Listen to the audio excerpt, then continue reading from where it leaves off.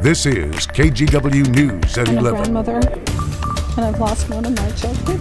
And I've seen my daughter and my other grandchildren suffer, and they continue to suffer. Tonight we are following a protest on the final day of the Live Golf International Tournament in North Plains. The event has drawn a lot of criticism for its big connection to the Saudi Arabian government. Thank you for joining us. I'm Galen Etlin. Now, some say this is an example of sports washing, or trying to improve a country's reputation with high-profile sporting events. Our Catherine Cook shows how one neighbor used his property to send a message to those who showed up. In North Plains, a light breeze rustles the leaves. It's just the right temperature, and in the air, there's quiet. 2016, 20-year-old Abdullah Rahman Noura. Until there isn't. It was the consulate of Saudi Arabia. This is Ricky Freeman's house.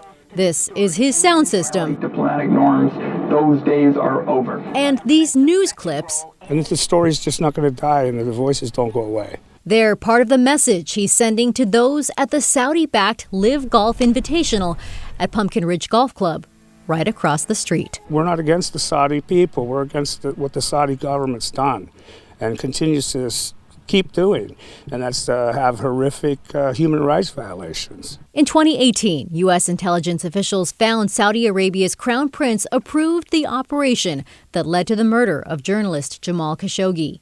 And then there was Portland teen Fallon Smart. In 2016, police say the 15-year-old was struck and killed while crossing Southeast Hawthorne in a hit-and-run. Police later arrested 21-year-old Abdulrahman Samir Noura, a Saudi national, for the crime. But 2 weeks before his trial, investigators say Noura, out on bail, removed his tracking device. They believe the Saudi government flew him out of the country, helping him escape prosecution. We wanted to give a voice to the people like Fallon and Smart that weren't able to be here themselves today. Fallon's grandmother heard about Freeman's demonstration.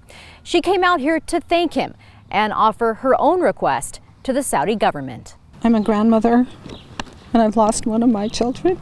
Holding a picture of Fallon, Cindy Trippett shared her plea with Saudi Arabia's Crown Prince. Please send all of the Saudi nationals who are suspects of violent crimes back to the United States. Golf means nothing to me. Safety, truth, and justice are the foundations of American society and not golf. It's unclear if her words will ever reach the Saudi government, but Freeman says their message is reaching people here. You know, you get a lot of people wave at you with just one finger instead of all of them. There's a couple of people that wave at you, with two. But, we don't get intimidated from that. And on this day, on this green, that's all that matters. We're not gonna take it anymore. In North Plains, Catherine Cook, KGW News.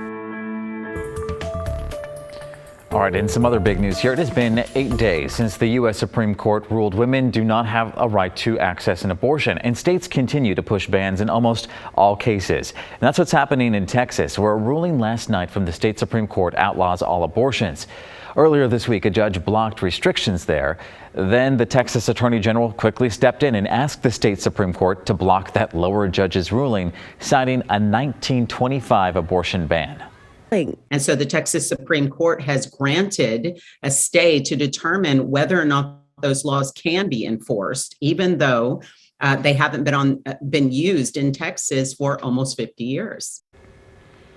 A hearing on the temporary stay is scheduled for later this month, but legal experts say Texas's trigger law is likely to take effect soon after that. And back locally, some Portland demonstrators continue to cause damage following the Supreme Court's ruling. Portland police say a group gathered in Peninsula Park Friday night around 9 o'clock before marching and blocking traffic on North Rosa Parks Way and Albina Avenue. That's when police say officers discovered windows broken at a vacant old coffee shop. And a local church was told it might also be targeted by those demonstrators, so it boarded up its windows ahead of time. Flyers showed the march was to condemn the United States Supreme Court and its decision to overturn Roe v. Wade. I don't think it has anything to do with that. I think it has to do with the fact that young men who can get away with it are enjoying the thrill of mayhem.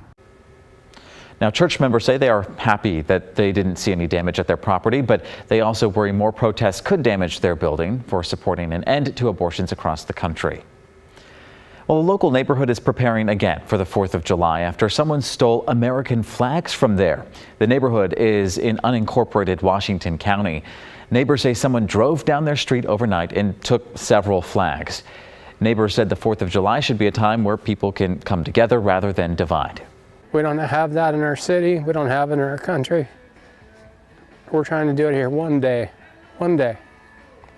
make a difference. So that's the real story. Now, neighbors said they do also put up the flags during multiple holidays throughout the year.